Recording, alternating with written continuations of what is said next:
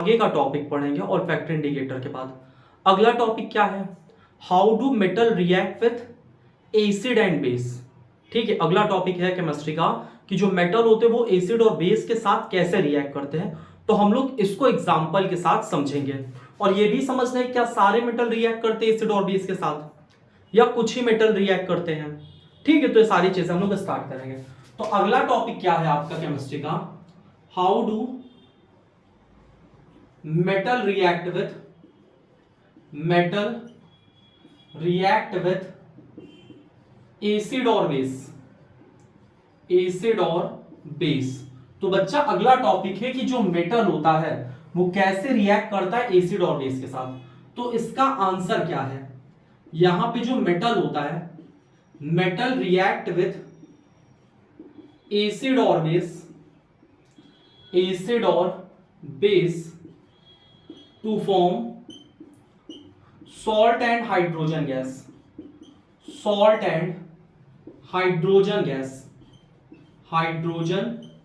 ठीक है, तो मेटल रिएक्ट करता है एसिड या बेस के साथ, क्या बनाता है, सॉल्ट और हाइड्रोजन गैस।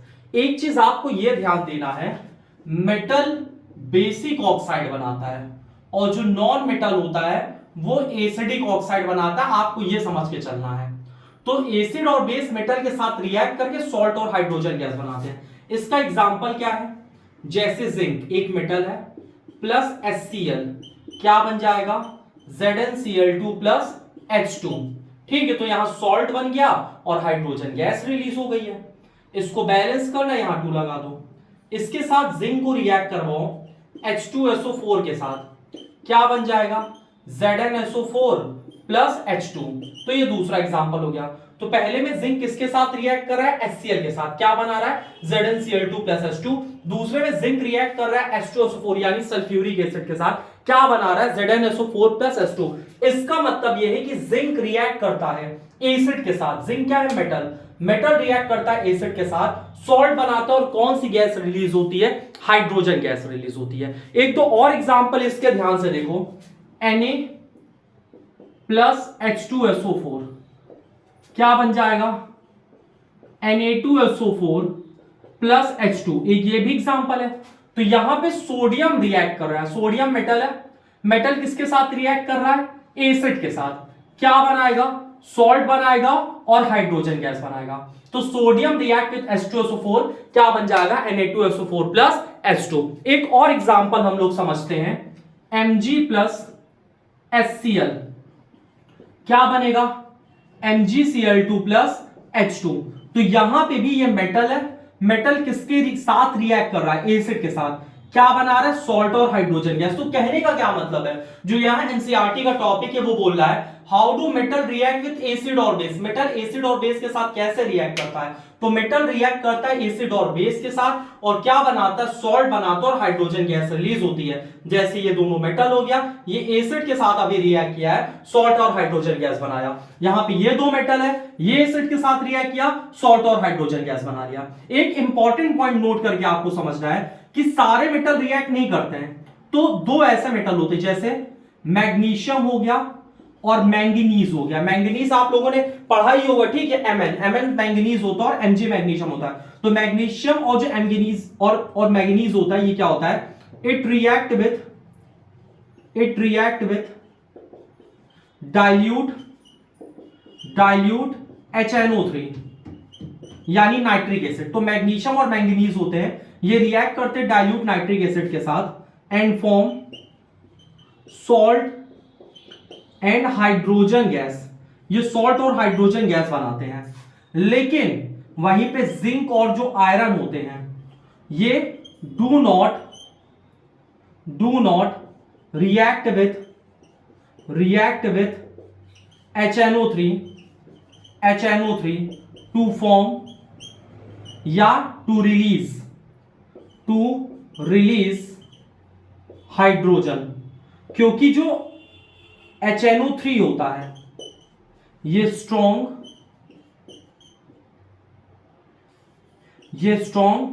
ऑक्सीडेंट है। HNO3 क्या है, स्ट्रॉन्ग ऑक्सीडेंट है। ठीक है, तो आपको ये समझना है कि मैग्नीशियम और मैंगनीज रिएक्ट करता है ये नाइट्रिक एसिड के साथ भी और सॉल्ट और हाइड्रोजन गैस बना लेता है। लेकिन जो जिंक और आयरन होता है, जब ये रिएक्ट करता है HNO3 के साथ, तो ये हाइड्रोजन गैस रिलीज नहीं करता, क्योंकि यहां पे जो नाइट्रिक एसिड है HNO3 है, ये स्ट्रॉन्ग ऑक्सीडेंट है। तो आपको यहां पे ये समझना है कि सारे मेटल एक जैसी प्रॉपर्टी नहीं शो करते हैं एसिड के साथ। अगला टॉपिक हम लोग समझेंगे, how do metal react with base. ठीक है, यहां तक आपको समझ में आ गया। अगला टॉपिक समझते हैं, how do metal react with base. ठीक है, जो मेटल होते हैं वो बेस के साथ कैसे रिएक्ट करते हैं, ध्यान से समझो इसको। तो मेटल बेस के साथ कैसे रिएक्ट करते हैं, सेम चीज सॉल्ट और हाइड्रोजन बनाते हैं। ठीक है, तो metal react with base, metal react with base to form salt and hydrogen gas. इसका एग्जांपल क्या है, Zn प्लस NaOH क्या बनेगा, Na2ZnO2 प्लस H2। तो जब जिंक को रिएक्ट करवाते हैं, किसके साथ रिएक्ट करवाते हैं, सोडियम हाइड्रोक्साइड के साथ, तो किसका फॉर्मेशन होता है, Na2ZnO2 यानी सोडियम जिंकेट, सोडियम जिंकेट। और कौन सी गैस यहां रिलीज हो रही है, हाइड्रोजन गैस रिलीज हो रही है। तो अभी तक हमने क्या पढ़ा कि जो मेटल होते हैं वो कैसे रिएक्ट करते हैं एसिड और बेस के साथ। तो मेटल रिएक्ट करता है एसिड और बेस के साथ, सॉल्ट और हाइड्रोजन गैस रिलीज करता है। यहां तक कोई प्रॉब्लम नहीं है। क्या सारे मेटल एक ही तरह से रिएक्ट करते हैं एसिड बेस के साथ, सॉल्ट और हाइड्रोजन गैस रिलीज करते हैं, ऐसा नहीं है। जैसे कुछ मेटल है, जैसे अगर हम मैग्नीशियम को लें, मैंगनीज को लें, तो वो रिएक्ट करता है नाइट्रिक एसिड के साथ, वो भी एक एसिड है, और क्या बनाता है, सॉल्ट और हाइड्रोजन गैस। लेकिन वहीं पे अगर जिंक और आयरन की बात करें, तो जिंक और आयरन सॉल्ट और हाइड्रोजन गैस रिलीज नहीं करता। यानी कि जब जिंक और आयरन रिएक्ट करते हैं नाइट्रिक एसिड के साथ, तो उसमें हाइड्रोजन गैस रिलीज नहीं होती, क्योंकि जो नाइट्रिक एसिड है वो एक स्ट्रॉन्ग ऑक्सीडेंट है। यहां तक बात समझ में आ रही है। अगले टॉपिक की तरफ हम लोग चलते हैं। अगला topic, how do metal carbonate and metal hydrogen carbonate react with acid. ठीक है, अगला टॉपिक हम लोग समझते हैं एनसीईआरटी का और उसको पढ़ते हैं। अगला टॉपिक क्या है, how do metal carbonate and metal hydrogen carbonate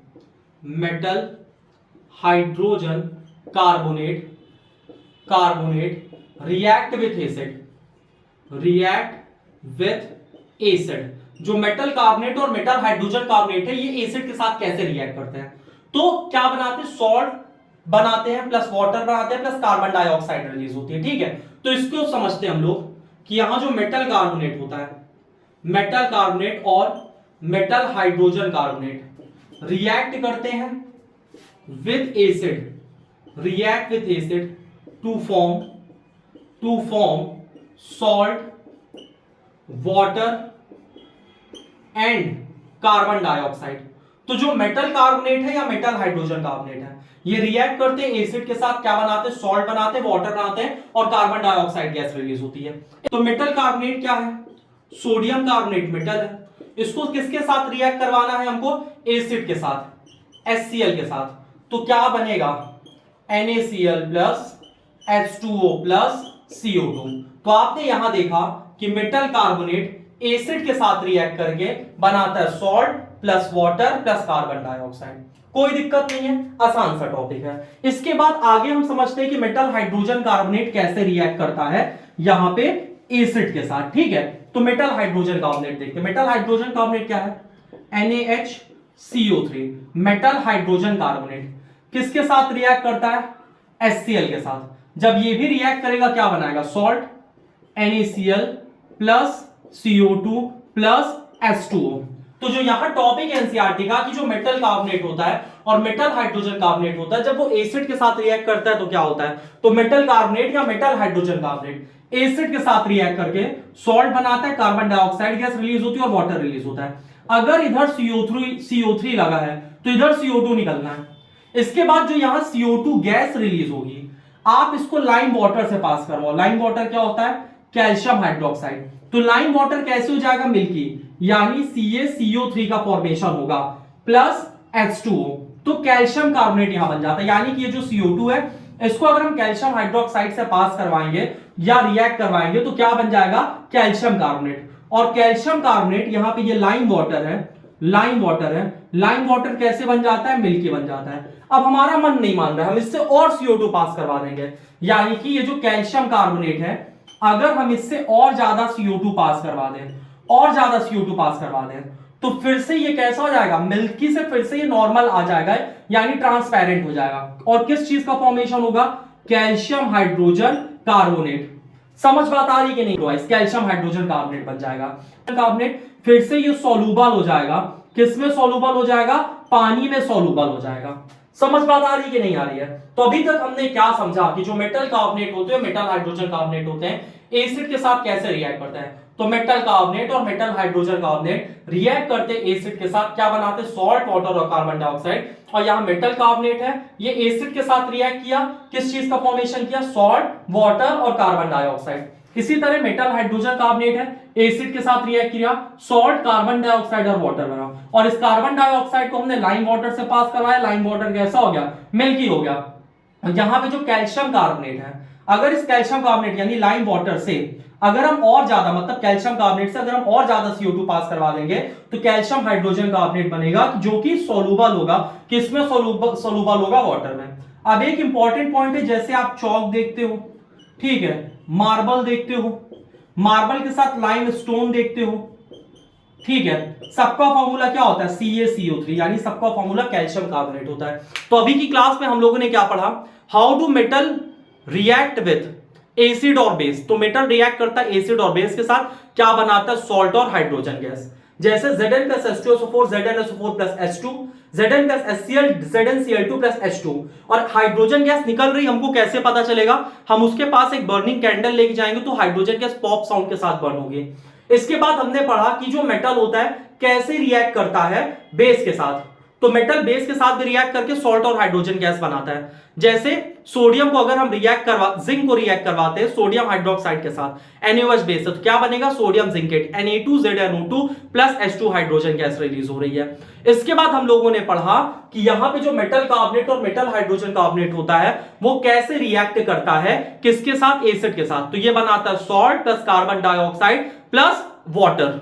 यहां तक कोई प्रॉब्लम तो नहीं है। इसका एग्जांपल क्या है यहां पे, जैसे Na2CO3 sodium carbonate plus HCl, यानी कि metal carbonate plus HCl, salt carbon dioxide और वाटर बन गया। और यहां metal hydrogen carbonate plus HCl, salt plus carbon dioxide plus water का फॉर्मेशन हो गया।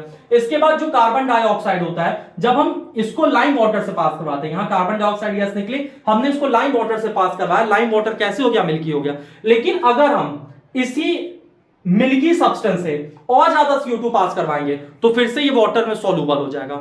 समझ बात आई। और क्या बनेगा, कैल्शियम हाइड्रोजन कार्बोनेट CaCO3 का होल ट्वाइस। और बाकी आप चौक को देख लीजिए, मार्बल को देख लीजिए, लाइमस्टोन को देख लीजिए, सबका फॉर्मूला एक होता है। आई होप आपको यहां तक चीजें समझ में आई होंगी। मिलते हैं नेक्स्ट क्लास में, तब तक के लिए जय हिंद।